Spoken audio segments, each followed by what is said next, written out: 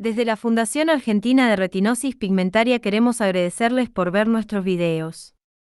Si les gusta estos videos, sería de gran ayuda que se puedan suscribir y darle me gusta. Es gratis y de esta forma YouTube puede recomendarlos para que llegue a más personas. Ya somos casi 300 suscriptores. Muchas gracias. Muy, pero muy buenas tardes, amigos, ¿cómo están? Bienvenidos a un nuevo Ateneo Virtual. El día de hoy contamos con la presencia de la doctora Claudia Polo, que es de Formosa. Les pido disculpas porque no me acuerdo de la ciudad de origen, pero vive actualmente en Capital Federal. ¿Cómo está, doctora? Muy buenas tardes. Buenas tardes, muchas gracias por invitarme a compartir con ustedes.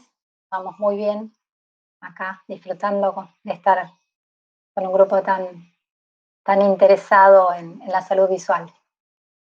Muchísimas gracias. En el día de hoy vamos bueno, usted nos va a comentar sobre alteraciones visuales por la exposición a las pantallas. ¿Es así? Así es. Es un tema que en el transcurso del 2020 o antes del 2020 ya le prestaba un poco más de atención. Sí, desde que irrumpió el celular en la vida de los niños y empezaron a usarlo a todas horas y a no dormir por usarlos, empezamos a estudiar el efecto que tenían este abuso de pantallas en los niños y empezaron a hacerse consensos internacionales para moderar el uso y la exposición en niños más pequeños, que eso es lo que vamos a hablar. Pero bueno, con la pandemia esto explotó, ¿no?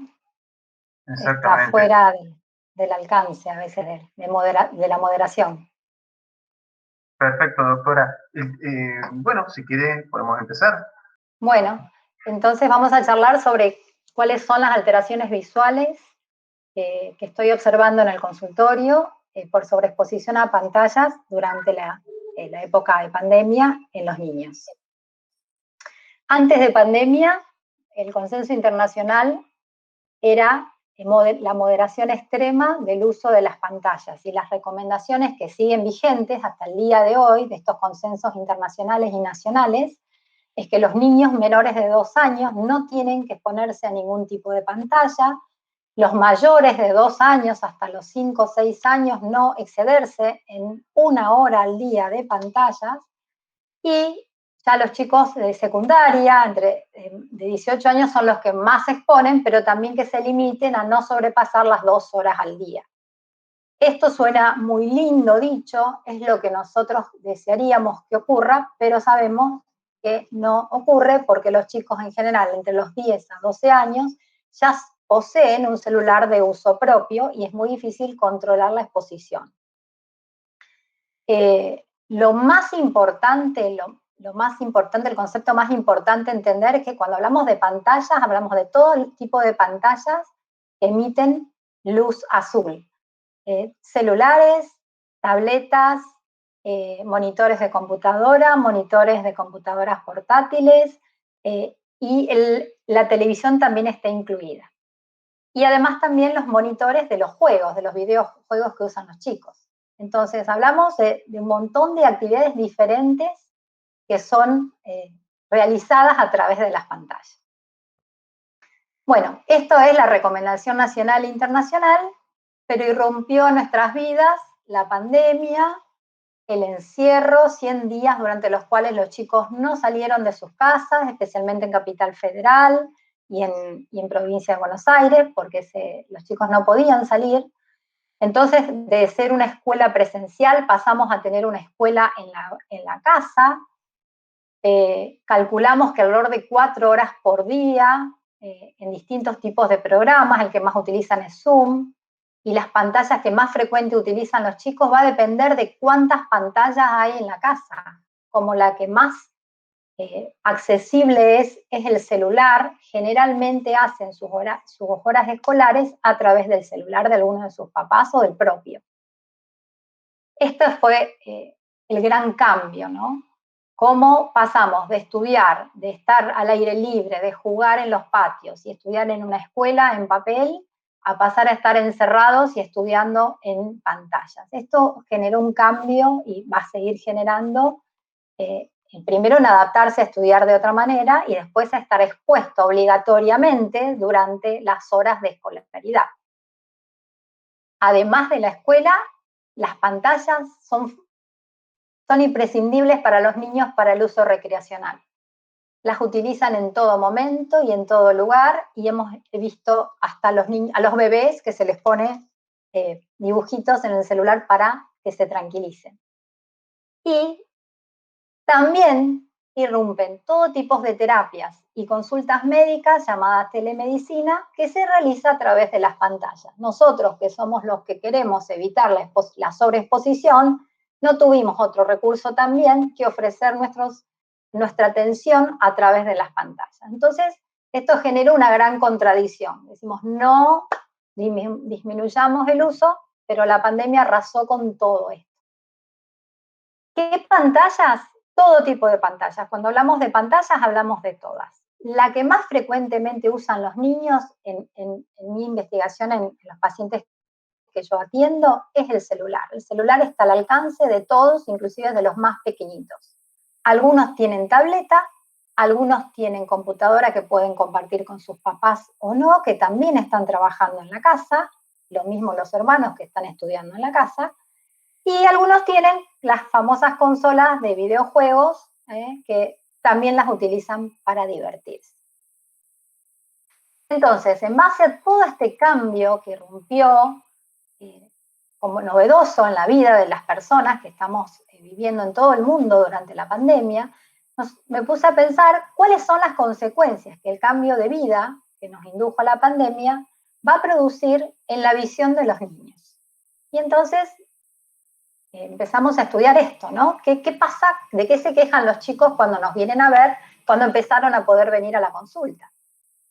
Los síntomas visuales ya habían sido descritos desde que apareció la primer computadora, que fue usada a nivel laboral y generalmente por adultos. Empezábamos a describir un síndrome de visión por computadora o síndrome visual informático. Esto ya lo conocemos, hace rato que está dando vuelta. Pero eso era visión de adultos. No es lo mismo someter a un adulto con todo su sistema visual maduro y se supone que estable y controlado a un esfuerzo visual en pantalla que a un niño con todo un sistema visual en desarrollo y en maduración, por eso inmaduro, a un estrés visual, a un esfuerzo visual tan grande como el que genera exponerse a una pantalla. Ni hablemos de estudiar frente a una pantalla y leer sobre una pantalla. Entonces nosotros distinguimos quejas visuales, síntomas visuales y síntomas no visuales. A nivel visual, todos los chicos y los grandes se quejan o nos quejamos de cansancio visual. Tengo los ojos cansados, me molestan los ojos y se me ponen rojos cuando miro las pantallas. Algunos refieren que además no ven bien. Si tienen un vicio de refracción como miopía o astigmatismo, puede haberse agravado por esto. También presentan visión borrosa, especialmente de lejos y a veces también de cerca. Algunos refieren visión doble, otros desviación ocular de reciente aparición o empeoramiento del estrabismo que ya lo tenían, y parpadeo frecuente por las molestias visuales de la superficie ocular que produce un parpadeo frecuente que parece un tic o genera un tic nervioso en los chicos. Estos son síntomas fundamentalmente relacionados a la exposición y al sobreuso de la acomodación. Y también los síntomas de dolor, enrojecimiento y ojo seco, que son muy frecuentes por lo mismo. Cuando nos ponemos frente a una pantalla, además de fijar nuestra mirada a este montón de píxeles que nunca están quietos, por eso no es una sola imagen, nuestro sistema visual empieza a tratar de mantener una imagen nítida en medio de este constante movimiento del píxel de las pantallas. Entonces empieza a sobrecargar un sistema, especialmente el sistema ocular del niño. Empieza a generar una demanda activa y muy grande de la acomodación, que es todo ese fenómeno de neuro y muscular de la visión que nos permite ver bien a todas las distancias, especialmente cuando miramos de cerca. Cuando miramos de cerca, la acomodación se activa y se activan unos músculos que están dentro del ojo, que se llaman músculos ciliares, y bueno, empiezan a contraerse. Cuanto más tiempo estemos sobrecargando ese sistema, más síntomas va a generar. Ese exceso de acomodación puede generar un espasmo de acomodación, que es como una contracción exagerada que produce visión borrosa y dolor de cabeza, y a veces desviación ocular. Esas son todas las cosas que se ven continuamente por la sobreexposición a las pantallas. En algunos niños pequeños, además, vemos aparición de estrabismos que antes no había, especialmente estrabismos acomodativos en edades menores de 1 año o 1 año. Normalmente esto lo veíamos entre el segundo y tercer año de vida, ahora lo estamos viendo al año de vida. Otros síntomas no referidos totalmente a la esfera visual, que son los dolores de cabeza intensos. Los chicos están cansados, sienten que no tienen energía, no pueden dormir bien, hay un déficit de atención durante el estudio, la lectura, hay alteración en la conducta con excitación o irritabilidad, y aparecen los dolores de cuello o espalda, inclusive de manos, por todas las posturas que adoptamos frente a las pantallas, que no son muy fáciles de mantener después de tantas horas de exposición a las mismas. Entonces, todos esos síntomas que ya sabíamos que estaban presentes y estaban descritos anteriormente, ahora lo vemos en alta frecuencia. Prácticamente el 80% de los niños van a presentar algún tipo de trastornos visuales durante toda esta etapa por exceso de exposición a pantallas. Ojo seco, con ojo rojo, lagrimeo, parpadeo frecuente, frotamiento es fácilmente visible y referido casi por todos los chicos.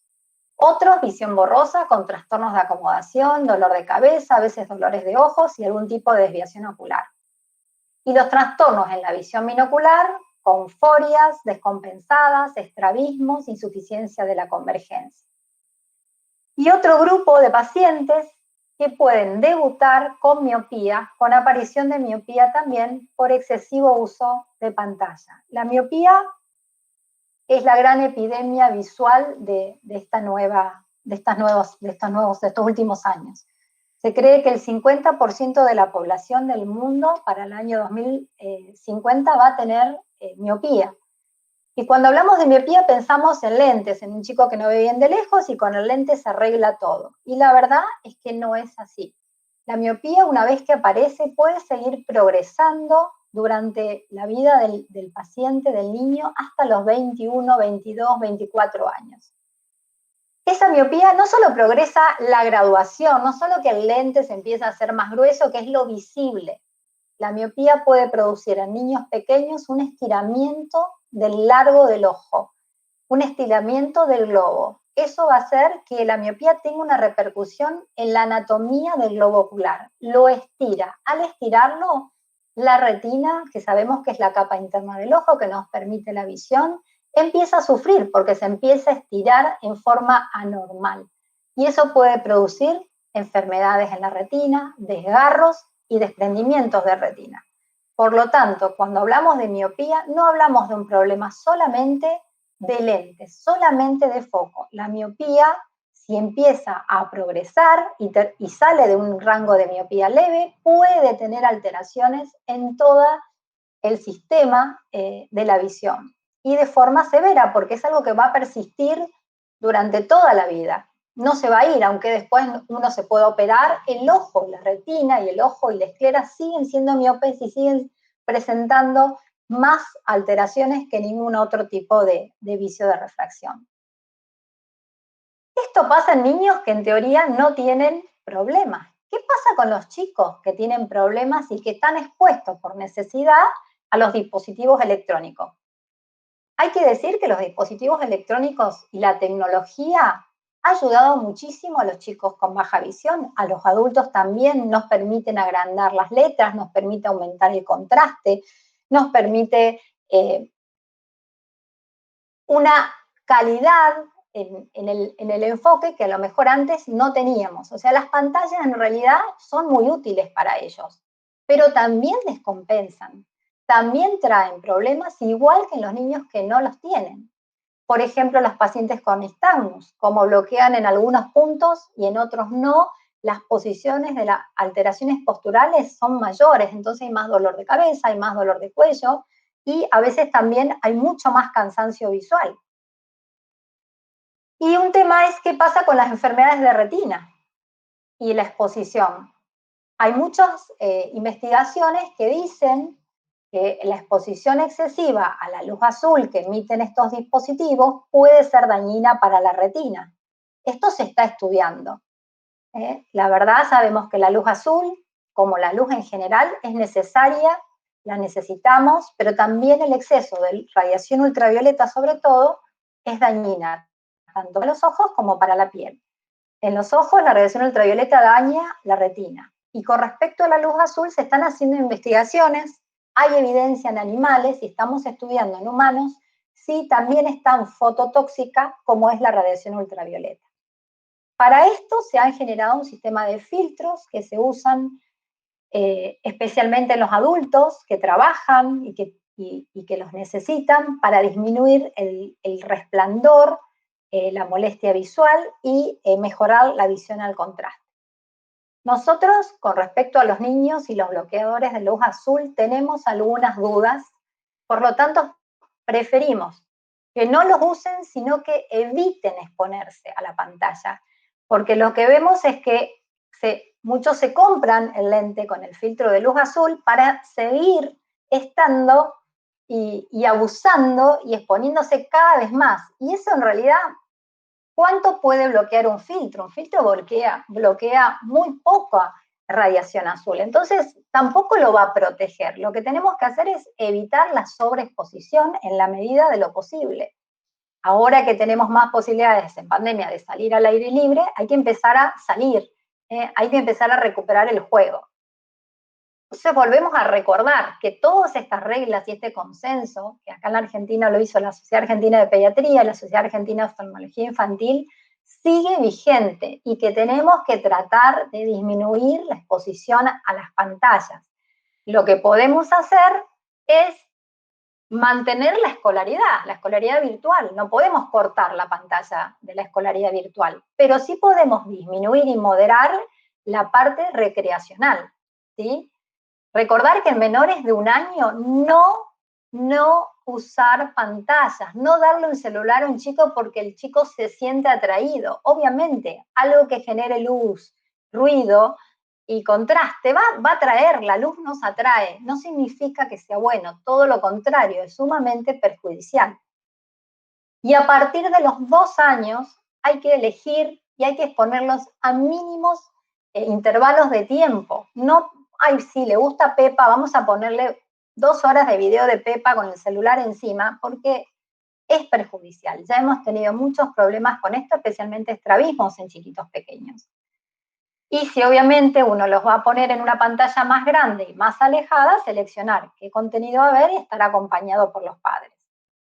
Y cuando a mí me preguntan, doctora, ¿cuánto tiempo puedo estar frente a las pantallas? Yo les digo 1 hora por día, se les cae la cara, porque es imposible. Nadie mantiene 1 hora por día. ¿Por qué? Porque en la escuela ya son 4 horas. Después le ponen 1 hora de videojuegos, una película dura 2 horas, una serie dura entre media hora, 1 hora. Entonces, si empezamos a sumar todo, están entre 6 a 8 horas por día expuestos. Entonces, tenemos que empezar a buscar la salida para que disminuya el efecto perjudicial de esta exposición. Hay una regla que es muy conocida, que la hizo proclama la Asociación Internacional de Optometría, que es la regla 20-20-20. Esto significa que cada 20 minutos de estar trabajando, estudiando o jugando con una pantalla, sea cual fuere, tenemos que tomar un descanso. Y esto es un concepto fundamental. Tenemos que tomarnos descanso. Tenemos que hacer actividades en pantallas por intervalos breves. Y 20 minutos y tomarnos, aunque sea, como dice en esta publicación, 20 segundos. Lo ideal es que sea más. Yo prefiero que sean 5 minutos. Y hacer un descanso. Para eso tenemos que tratar de mirar a la distancia, ¿sí? Mirar a lo lejos. Por eso este señor está mirando a través de una ventana.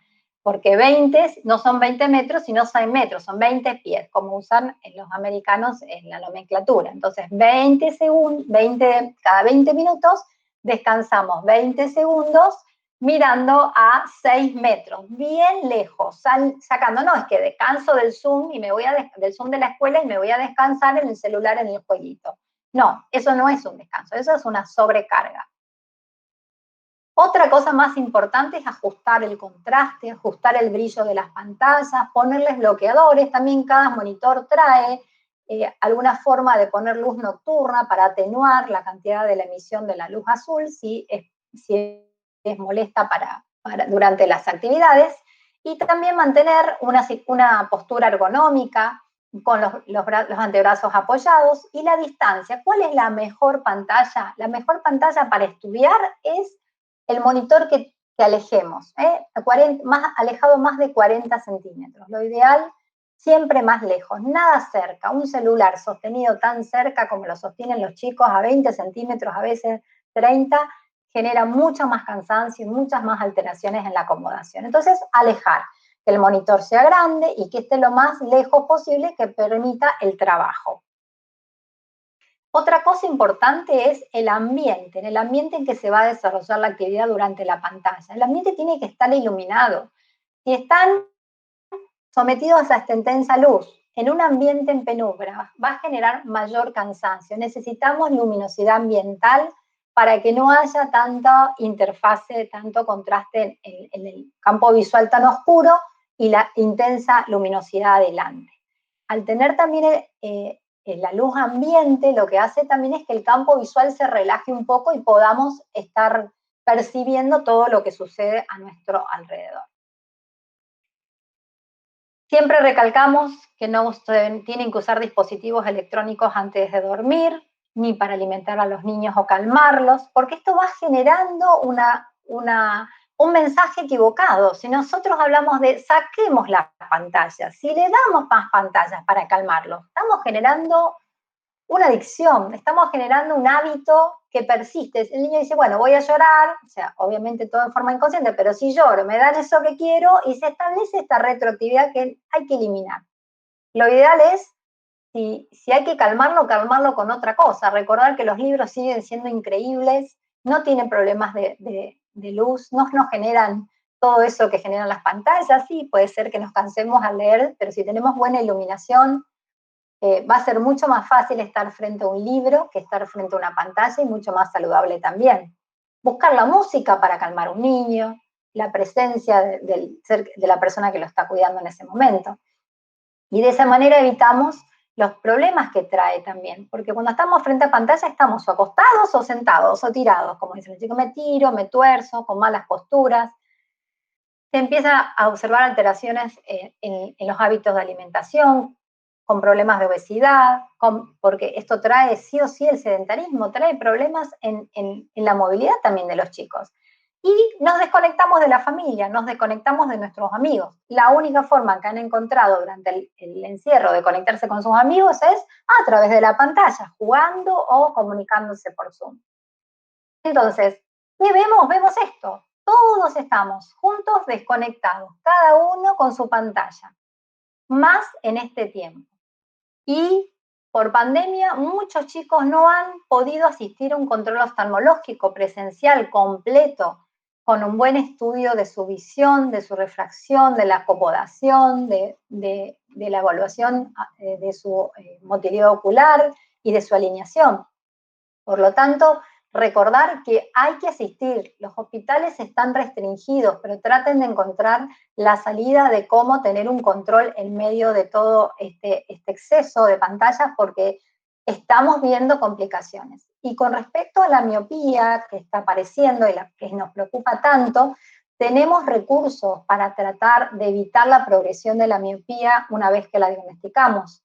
Entonces, contrólense, vayan a su oftalmólogo infantil en lo posible, consulten, examinen los ojitos de sus hijos, a ver qué está pasando, por dónde va, y si necesita, además de hablarles de todos los límites que tenemos que establecer, una lágrima para el ojo seco, si necesita un anteojo, si necesita porque tiene fotofobia o alguna alteración especial, algún filtro especial.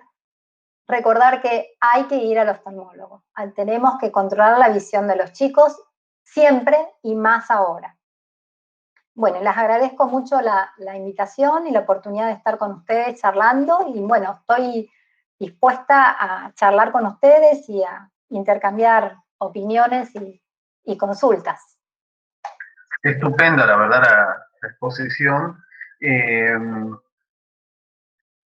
Estaba pensando mientras usted estaba hablando que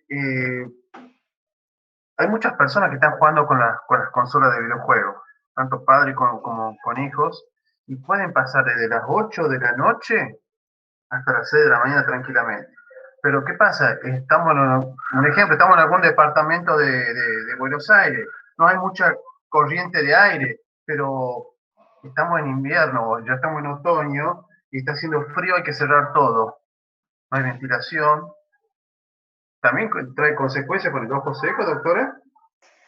Y sí, el exceso de calefacción o de aire acondicionado, la falta de circulación de aire exterior trae consecuencias con el ojo seco, pero también la falta de estar al aire libre y de someterse a un paseo o algún deporte trae también, favorece al desarrollo de miopía y a la evolución, a la mala evolución de la miopía. Por eso tratamos ahora que los chicos pueden salir, fomentar la salida con el niño. Me dicen, bueno, no, nos suspendieron todos los deportes. Bueno, pero salir a pasear, salir a la plaza, manteniendo el distanciamiento, usando un barbijo en forma correcta, nos va a ayudar.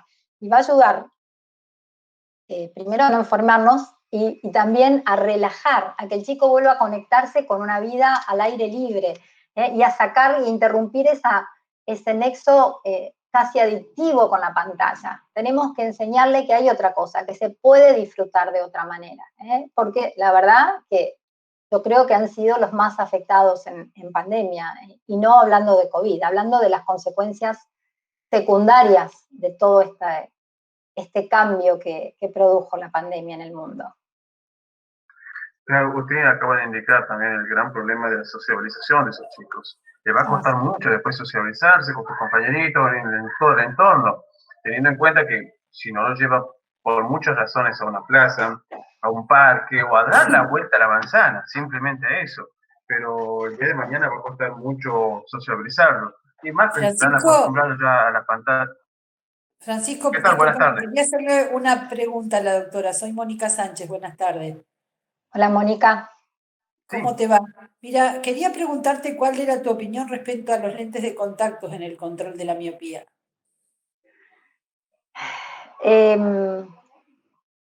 Los lentes de contacto, se creían que los lentes de contacto en alguna época, o sea, hay muchas investigaciones de miopía, se está investigando hace muchísimo tiempo. Los últimos consensos que tenemos con las últimas investigaciones, se hicieron estudios multicéntricos muy grandes que dieron conclusiones y se establecieron los consensos de esas investigaciones, que los lentes de contacto no detienen la progresión de la miopía, sí le dan un mayor confort visual, nos ayuda muchísimo a estimular cuando hay anisometropías, cuando un ojo es miope y el otro no, por ejemplo, y mejora muchísimo, o sea, estimula al chico a hacer deportes, porque si el niño tiene una alta miopía y es un lente grande, la verdad que el miope quiere quedarse adentro, quiere quedarse encerrado y mirando de cerca porque es su área de confort. Entonces lo tenemos que sacar de esa área de confort, estimular a que haga deportes, y para mí ahí entra el lente de contacto en la miopía como una gran medida de estimulación para los chicos. Pero se ha visto que no detiene la progresión de la miopía, ¿sí? Eso era algo que antes pensábamos que sí, pero ahora sabemos que no. Pero sí, por ejemplo, para el tratamiento de ambliopía, en el caso de una miopía que tenga mucha miopía en un ojo y el otro no, nos ayuda muchísimo en cumplir el tratamiento, de usar el anteojo y estimular el ojo que tiene miopía. Y otra pregunta, yo escuché la charla de Bacon del programa para terapia dicóptica, y verdaderamente sí, nosotros las estimuladoras visuales llevamos adelante la estimulación visual con terapia dicóptica, con otro, o sea, con conciencia periférica, como que O sea, ¿cuál es tu opinión? ¿Sirve como solo el programa o tiene que formar parte de una estimulación visual? Yo creo en la estimulación visual desde etapas tempranas. Creo que la estimulación visual por las profesionales, por las estimuladoras visuales, por las psicomotricistas, es fundamental.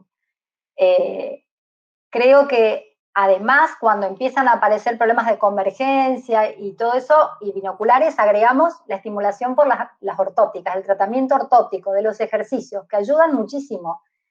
Y aparecen estas otras terapias más novedosas que también se hacen a distancia. Estamos estudiando a ver la ventaja, ¿no?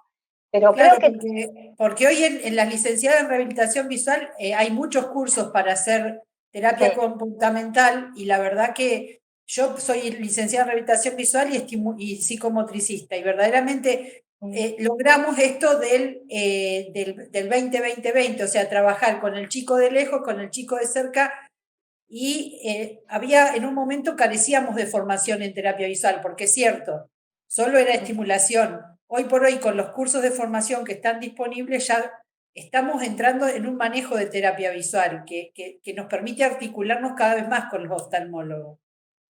Genial, eso es lo ideal, ¿no? Que podamos trabajar desde muchas terapias con los chicos, porque yo creo que las estimuladoras visuales, en chicos pequeños, porque no todos pueden manejar un programa muy sofisticado, ¿no? Ahí es fundamental la estimuladora visual, la o el estimulador visual, ¿no? Y lo mismo la ortóptica. Ortóptica recién empezamos a partir de 6 y 7 años, pero antes de los 6 y 7 años la estimulación visual que hacen ustedes es divina, increíble. Gracias. No. Acá le mando saludos Claudia Morales por el Facebook. Bueno. Hay una consulta. Gracias, Claudia. ¿Qué pasa con los bebés? ¿Hay un mito, no, con el tema de los flash? Que le sacan las fotos con el celular y el flash a los bebés recién nacidos. ¿Qué consecuencias puede traer eso? A ver, una foto, ninguna. ¿Sí? Muchas fotos, continua exposición a flash le va a traer alguna molestia. No sabemos si además le va a traer una lesión, no creo. Sí, la luz solar, sabemos que la luz solar genera lesión macular, ¿sí? Genera una maculopatía solar, por eso se les enseña a los chicos a no mirar la luz del sol en forma directa nunca, y ni siquiera durante los eclipses, que hay que protegerse en forma correcta. En realidad, el tema de la foto con flash es un test casero para detectar si el chico tiene alguna patología visual. Eso es algo que siempre hablamos con los papás, porque ahora tenemos controles oftalmológicos reglados que el pediatra nos manda. El primer control es entre los 2 primeros meses de vida, pero hay personas que no pueden acceder. Entonces, muchas veces nosotros podemos pedirle la foto, y la foto con flash puede ser muy útil, porque si observamos que de un ojo se ve la pupila roja, el reflejo rojo, que es un reflejo de salud visual, y en el otro no se ve, ahí no está hablando de que hay algo que no está funcionando, ¿sí? Y ahora que estamos en las semanas de una enfermedad muy terrible para la vista y para la salud de los chicos, que es el tumor más frecuente a nivel del ojo, que es el maligno, ¿no? El tumor maligno más frecuente se llama retinoblastoma. Ese era un test justamente que se llamaba el test del flash, casero, que podían hacer las mamás, y de hecho en muchos casos que se diagnosticó por la foto con flash. Así que bueno, tiene su lado bueno también. Pero bueno, mucho flash, los chicos, no es lindo cuando son pequeños, porque también los pone muy sensibles, ¿no? Los excita. Para esto sería bueno. Claro, digamos, si es que no lo puede llevar a su oftalmólogo como pediatra en el transcurso del segundo mes. Pasa que una cosa que una foto del papá, pero viene la mamá, el abuelo, el primo, el tío, el vecino. Bueno, no. Ahí ya lo están volviendo loco al pobre chico. Lo están exponiendo a demasiada luz. Y claro, y cuidarlo de la luz solar.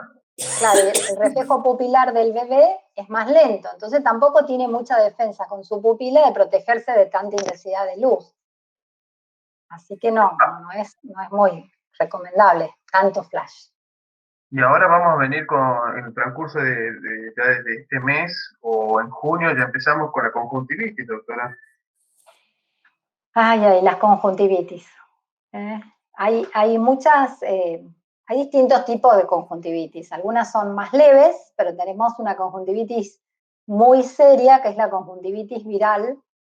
Ahora, el único virus que existe parece que es el coronavirus, pero en realidad tenemos otros virus respiratorios, como los adenovirus, como unos virus intestinales que producen conjuntivitis serias. El adenovirus es el que produce esa conjuntivitis que dura un mes. El que la tuvo ya sabe que es terrible, que afecta a los dos ojos, que puede producir pseudomembranas, que a veces deja secuelas en la córnea. Así que cuando lo tenemos, como hacen focos infecciosos familiares, sufrimos todos, los chiquitos, y sufren los padres porque también están con el virus encima. Así que hay que tratar de que cuando uno tenga una conjuntivitis, evitar ir a la escuela. Bueno, ahora muchos no están yendo. Y también aislamiento social es lo que le damos, ¿sí? Para que no contagien, porque esta es una conjuntivitis epidémica. Individualizar todo, las toallas, taza, plato, todo. Sí, las gotas, sobre todo, porque a veces hay una gota y la comparte toda la familia y ahí no hay que compartir gotas. Y siempre recurrir a su oftalmólogo de cabecera, porque lo que le hizo bien al vecino capaz que no le haga bien a él. Totalmente. La consulta así de entre amigos o entre vecinos, no. La verdad, lo mejor es que los veamos, ¿no? Que los podamos ver. Lo que pasa es que realmente mucha gente no asistió a los controles por todo este tema de la pandemia, y eso sí es preocupante, tanto a nivel oftalmológico como a nivel de la salud general. Sabemos que hay montones de controles que se perdieron. Y los chicos están en pleno desarrollo, en plena maduración. Tenemos que intervenir en forma oportuna con cada cosa para poder tratarlos. Así que traten de tener su control oftalmológico, que si el año pasado no lo tuvieron, ya sabemos por qué, este año hay que tratar de hacerlo. Algunos hospitales ya están dando turnos diferidos, pero están dando, así que no se queden. Y los consultorios están funcionando. De hecho, no hemos dejado en consultorio de trabajar. Siempre hemos atendido con todas las medidas, ¿no? Para que no haya problemas. Hablando de medidas, doctora, cuando hablamos de que el vecino toma esto, viene la abuela, toma esto, mucho corticoide, y a la larga el corticoide también es algo letal para el glaucoma, ¿no? Sí, ese es algo muy frecuente de ver, que tanto niños como adultos, por automedicación o recomendación de un conocido, porque el farmacéutico fue, le pidió y le dieron gotas con corticoides. Los corticoides son un recurso muy bueno cuando se necesitan, pero tienen que ser colocados en forma controlada. Hay un porcentaje de población que va a responder en forma exagerada al corticoide y va a generar una presión, va a generar presión ocular, que puede transformarse después en glaucoma. Entonces, no hay que automedicarse, no hay que usar gotas con corticoides. Si uno se va a comprar la gotita, está esperando ir al médico, fíjense que no diga dexametasona, que no diga ninguna cosa relacionada con corticoides, porque no es bueno. Y no es bueno que se compren gotitas, esperen que los revisen. Pero bueno, ahora hay muchas consultas virtuales, muchos consejos. Traten de consultarse. También aprovechamos para hacer la consulta, volviendo al tema anterior de las pantallas de los celulares o de las tablets que tienen un filtro que es filtro nocturno, creo que se llama así, que para descanso, que directamente la pantalla se pone en color amarillo. No significa que eso ya poniendo así, con ese filtro, la opción de ese filtro, va a estar todo bien. No, alivia un poco, pero en algunas personas empeora la visión. Hay personas que toleran y hay personas que no lo toleran, porque como baja mucho la sensibilidad al contraste, es como que empiezan a ver mal. Es una medida para el que tiene mucho resplandor, ¿no? Tanta exposición genera mucho resplandor. Pero la medida más importante no es eso. La medida más importante es hacer la pausa activa, que es despegar la mirada de la pantalla, mirar a los lejos, parpadear, uno se olvida. anula el parpadeo, hace un parpadeo incompleto, y eso genera que la lágrima no se distribuya sobre la córnea y empiece el ojo a ponerse rojo y a irritarse y a secarse. Entonces la idea es disminuir el tiempo, hacer pausas activas, parpadear, mover los ojos, mirar al exterior para que la periferia, el campo visual se active y relaje la acomodación. Eso es lo mejor. Uno busca siempre complementos tecnológicos, pero para descansar hay que separarse un poquito de la pantalla y recordar que hay que parpadear, que no hay que olvidarse de parpadear. Perfecto, también le mandan saludos por las redes sociales, Ramos Fabio. Ay, gracias. Un pacientito. Aprovechamos. Mucha gente también se está conectando está siguiendo por el Facebook de la Fundación. ¿Alguien más le quiere hacer alguna consulta? Francisco. Sí. Yo quiero hacer una pregunta a la doctora. Sí, ¿qué tal, Natalia? Buenas tardes. Hola, buenas tardes. Hola, doctora, Natalia. ¿Cómo está? Sí. Usted dijo que la regla está de 20, 20 y 20, ¿no? En lugar de mirar a lo lejos, porque a mí tengo la creencia de si cierro los ojos, descansa más. ¿Es así o no? Si cerrás los ojos, haces esto que yo digo que es recuperar el parpadeo, distribuir un poquito la lágrima, porque no vas a estar un rato solo con los ojos cerrados. Pero lo ideal es relajar la acomodación. Para relajar la acomodación tenemos que mirar a la distancia. Ah, ok. Eso va a relajar también la convergencia, va a estimular el campo visual y todo eso va a hacer que descanses también. O sea, vas a seguir mirando. Entonces nosotros decimos, la pausa activa es alejarse de la pantalla, mirar por la ventana, miren los árboles, miren al vecino de enfrente, parpadeen mucho, y eso, el parpadeo es lo que hace que el ojo se sienta cómodo. Pues si no, yo me pongo gotitas, pero nunca parpadeo y no alcanza, porque el que distribuye la lágrima, el limpia parabrisas de la córnea del ojo, de la superficie del ojo, es el parpadeo. Entonces hay que parpadear. No, ay, se me caen los ojos del sueño, se te caen los ojos, se te caen los párpados, porque ese ojo se está secando, no es el sueño. Ok, bueno, gracias. Andate a la ventana, Natalia. Sí. Le quiero hacer una consulta que acá Claudia por el Facebook dice, ¿qué opinas sobre el tratamiento para miopía con atropina? Bueno, es lo que les decía antes, la consulta al oftalmólogo, porque hay tratamientos que estamos usando para frenar la evolución de la miopía. Para eso tenemos que saber qué graduación de miopía tiene, si es verdadera miopía, hay que dilatarlo al paciente para medirlo y ver y relajar bien la acomodación para ver si esa es una miopía verdadera. Muchas veces los chicos vienen y dicen, no veo. Los medimos sin hacer la dilatación y aparece miopía. Cuando los dilatamos, la miopía desapareció. Eso es el espasmo de acomodación. Es una de las cosas que más observamos en pandemia. Siempre lo vimos en los niños, pero ahora se ve muchísimo más. Ese espasmo de acomodación es una falsa miopía, que nos está mostrando la sobrecarga que tiene ese niño en la acomodación. Hace tanto esfuerzo visual que el ojo que se pasa de vuelta y transforma y empieza a aparecer una falsa miopía. Entonces lo que tenemos que hacer es relajarlo. Tanto el tratamiento del espasmo de acomodación como de una miopía que empieza a progresar más de una dioptría cada 6 meses es la atropina. El primer tratamiento que estamos usando y que por consenso internacional y nacional se establece como que tiene un efecto de detención de la evolución de la miopía en el tiempo.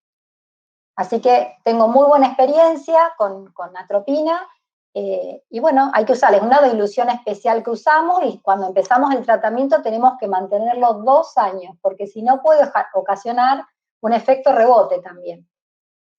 Así que bueno, hay muchos chicos en tratamiento con atropina actualmente. Saludos le envía Hernán Villegas. Gracias, Hernán. Muy lindo el Ateneo. ¿Alguien más quiere hacer otra consulta? Y aprovecho, hasta que alguien piense una pregunta, yo le quiero hacer una consulta. ¿Qué pasa? Volvemos al punto inicial. Hay familias que viven por razones geográficas muy lejos de las grandes urbes, o no tienen recursos económicos para ir a un hospital, trasladarse a un hospital o pagar una clínica o pagar una consulta en un consultorio privado. ¿A qué edad usted les recomienda que tiene que hacer el primer chequeo oftalmológico al niño? Bueno, la Sociedad Argentina de Oftalmología Infantil propone en el primer año de vida 3 controles. El primero antes de los 2 meses de vida, porque los primeros 2 meses es un periodo todavía de gracia donde todo lo que esté se puede tratar sin traer consecuencias. Después de los 2 meses, ya ese periodo, ya salimos de ese periodo sensible, entonces ya lo que aparezca va a generar alguna secuela por eso tiene que ser descubierta temprano para tener un tratamiento temprano. Entonces nosotros decimos, antes de los 2 meses, entre los 6 a 8 meses, y el tercer control en el primer año de vida, al año. Es un montón, y antes no se hacían, y gracias a eso se están descubriendo un montón de cosas, desde cosas muy graves como los tumores, a otras no tan graves, pero sí muy importantes. Una de las cosas que más vemos es estrabismo, la desviación de los ojos. La desviación de los ojos en los chicos nunca es normal. Nunca se va a mejorar solo. Tienen que consultar. Una desviación ocular puede ser manifestación también de un tumor ocular. Así que hasta que no lo vea un oftalmólogo y le haga el fondo de ojo y lo revise completo esos 2 ojitos, no podemos saber cuál es la causa. Nada de esperar con desviaciones oculares. No importa la edad, tiene que ser visto por un oftalmólogo. Después, el siguiente control lo proponemos alrededor de los 3 años. Pero eso va a depender de qué encontramos en los primeros controles y de los antecedentes familiares. Ustedes saben que hay muchas patologías oculares que son familiares. Por lo tanto, antecedente familiar de glaucoma, antecedente familiar de miopía, antecedente familiar de estrabismo, los controlamos más seguido, porque pueden aparecer, y más ahora, como les conté, con la cantidad de horas pantalla que tienen los chicos.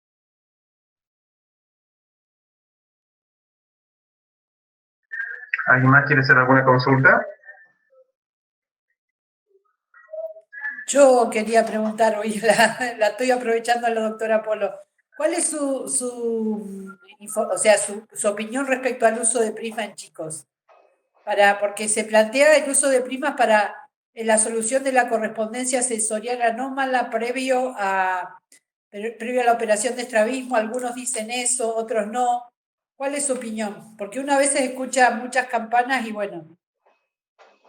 Bueno, los prismas son un tipo especial de lente, Mónica, como vos sabés, es un tipo especial de lentes que nosotros nos sirven para medir las desviaciones oculares y en algunos casos también para tratarlas.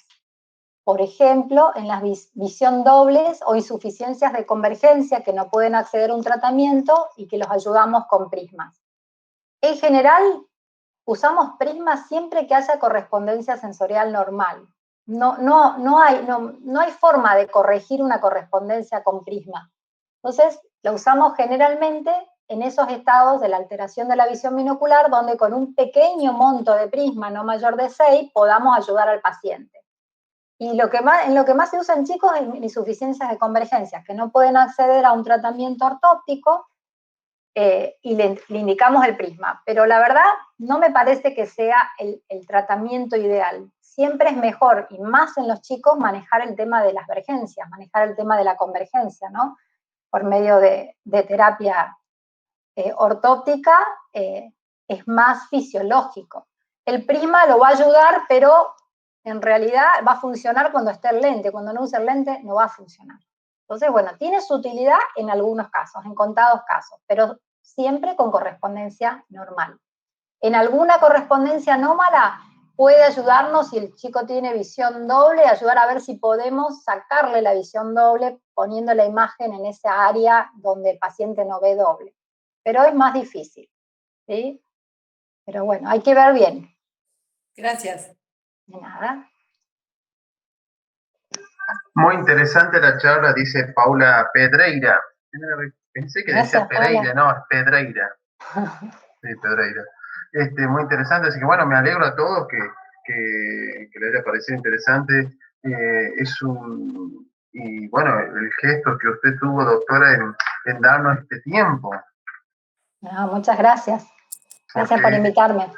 Porque la verdad que es muy importante hablarle tanto a los padres como a los docentes, a los rehabilitadores y todo el personal de salud que sobre esta problemática que se venía hablando hasta el 2019 en los congresos de oftalmología también se planteaba algunas temáticas, en los congresos de la Sociedad Argentina de Pediatría también, pero que es como que hubo una pausa en el transcurso del año pasado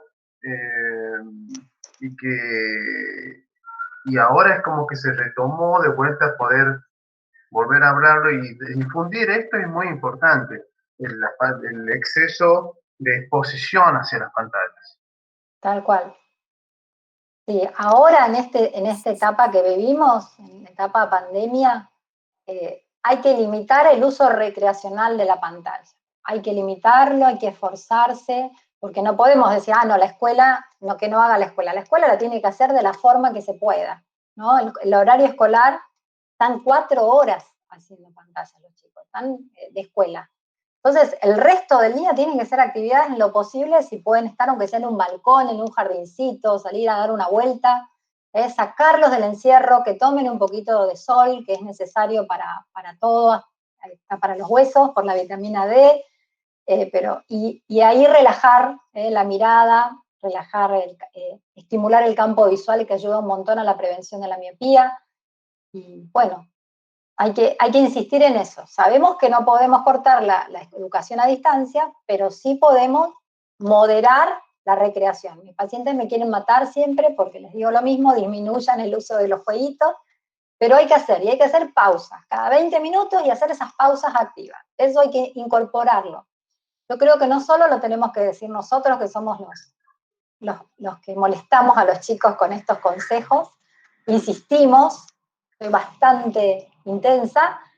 Los maestros también tienen que saber, porque ellos también se ven afectados, porque están trabajando eso con un paciente, con un niño, con el otro. Entonces, quizás fomentar desde el Zoom escolar, hacer cada 20 minutos el descanso, por algo los chicos tienen recreos cuando van a la escuela, ¿no? Porque hay que cortar, hay que fomentar la concentración. Un chico pequeño tampoco aguanta mucha pantalla, quieto. Es imposible, ni los grandes. Es muy difícil estar más de 20 minutos, media hora frente a una pantalla, concentrado y tratar de aprendiendo. Es difícil.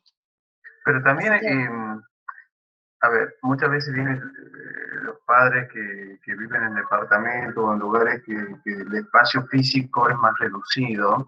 Entonces, vienen de trabajar, vienen cansados y dicen, ¿cómo hago para contenerlo? Estoy cansado y los chicos gritando y dando vueltas, como perro loco. Entonces, ¿cómo hago para tranquilizarlo? Entonces, la gran solución es comprar una tablet para cada uno. Pero ¿qué pasa cuando la tablet se empieza a agotar la batería y los chicos no encuentran el cargador? Se pone muy nervioso. Mejor, por mí, que no haya cargadores. El tema que capaz pienso, es preferible que si está la plaza muy lejos, el parque queda 5 kilómetros y la plaza 10 kilómetros, darle una vuelta a la manzana, darle 3 vueltas, que también ayuda para parte de motricidad. Entonces, como quien, el papá y los hijos y la mamá hacen un poco de ejercicio, también salen a trotar, van a caminando un poquito, caminar no perdés nada por caminar. Hace un poco y se recrean y respiran otro aire y se cargan de otra energía y cuando entran a la casa ya van a estar más tranquilos y los niveles de ansiedad van a bajar. Sería ideal. El tema es que también los papás están trabajando en la casa, están sobrecargadísimos. Los adultos, además de tener los síntomas similares, además trabajan con pantallas todo el día, comparten las pantallas laborales con los chicos. O sea, esto ha cambiado la dinámica familiar en una forma realmente dañina para todos. Así que hay que tratar de implementar esos recursos como era la vida de antes, ¿no? De cómo uno vivía antes de la pandemia, tratar de empezar a salir, a cortar el tema de pantalla, relajarse de otra manera, porque es dañino para todos. El tema es que en los niños es mucho más dañino porque es un sistema visual inmaduro. El adulto tiene más síntomas de superficie, cansancio, de convergencia, pero no como tienen los chicos. Los chicos siempre van a estar más afectados que los adultos ante la severa exposición de pantalla. Saludos para Henry, que es el presidente de la Fundación de Retinosis Pigmentaria de Colombia. También está acá. Saludos, Henry. Bueno, creo que no quieren hacer otra consulta, ninguna otra duda. A ver. ¿Pueden habilitar un micrófono y el que quiere hacer alguna consulta? Bueno. Claudia, nuevamente, muchísimas gracias. Le estaremos mandando, si Dios quiere, la semana que viene, a pesar de que hay un problemita con el correo, las empanadas desde Tucumán. Si no llegan, échenle la culpa al cartero. Se las comieron en el camino. Claro, pagaron peaje, porque mire, tienen que pasar por Santiago del Estero, Córdoba, parte de Santa Fe hasta que llega a provincia de Buenos Aires. Me parece que mejor la voy a buscar personalmente, Francisco. Sí. Mucha gente piensa lo mismo que usted. Va a ser más rápido y todo. Y más lindo, sobre todo. Claro, no, por supuesto. Muchísimas gracias nuevamente por su tiempo. La verdad que fue increíble la exposición, los comentarios, la aclaración de las dudas que tuvo. Y sobre todo, agradecerle porque el tiempo viene de toda una semana agitada, con mucho trabajo, y dedicarlo un sábado que normalmente es para descansar, brindarnos su tiempo, la verdad que es muy lindo y estoy agradecido. Bueno, gracias a ustedes por invitarme para compartir estas cosas tan importantes para la salud visual de los niños. Esperemos que se retomen los congresos de oftalmología, así la pueda ver ahí en algún congreso. Ojalá. Por ahora todo virtual, Francisco. Ahora que se unificaron. Bueno. Por ahora todo virtual. No, nada presencial. Seguimos distanciados. Muy bien. Muchísimas gracias a todos nuevamente por asistir a estos Ateneos, a la gente que nos está viendo por el Facebook, a la gente que también está por acá. Y los espero el próximo sábado con una nueva e interesante charla que vamos a tener. Ya no lo vamos a decir Ateneo, quedó como un título Ateneo. Más de una charla de café, algo más informal se puede decir. Para lo formal ya está la suegra, así que entonces buscamos algo más informal. Muchísimas gracias a todos y bueno, los espero el próximo sábado a la misma hora y por internet, no queda otra. Que tengan un hermoso sábado y un buen fin de semana y bueno, y a seguir cuidando, por favor. Chao, gracias por todo.